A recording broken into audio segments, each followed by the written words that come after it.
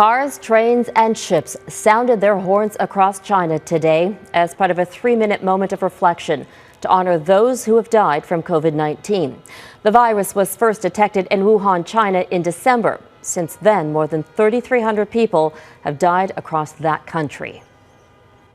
COVID-19 has since spread to nearly every country in the world. The U.S. is now the worst hit, followed closely by several European nations. There are some signs of hope now in Spain and Italy, where the rate of COVID-19 infections and deaths is slowing. But places like France and the UK are still bracing for the worst of the pandemic. Redmond Shannon reports. A month into its lockdown and Italy is still gripped by the pandemic. Life is nowhere near getting back to normal.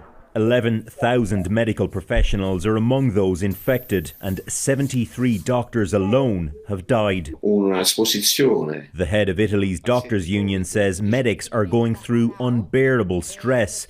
He says the infection rate is due to poor public health information in the early stages of the Italian outbreak.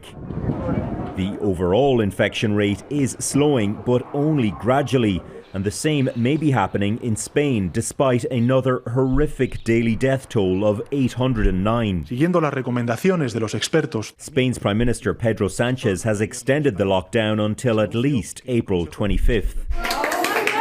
But there are stories of hope amid the sadness. A mother and daughter, both hospitalised weeks ago, now finally reunited in the same ward to recover together. The UK has now recorded its highest daily death toll at 708, now just behind Spain, as this temporary 4,000-bed hospital in London accepts its first patients. Parts of Britain are expecting temperatures in the 20s on Sunday, and it's feared that many people will go out and try and break those lockdown rules. Whatever the temptations this weekend, please don't go outside to visit the lakes, the beaches, the countryside. Take pride instead in keeping your own families and communities safe.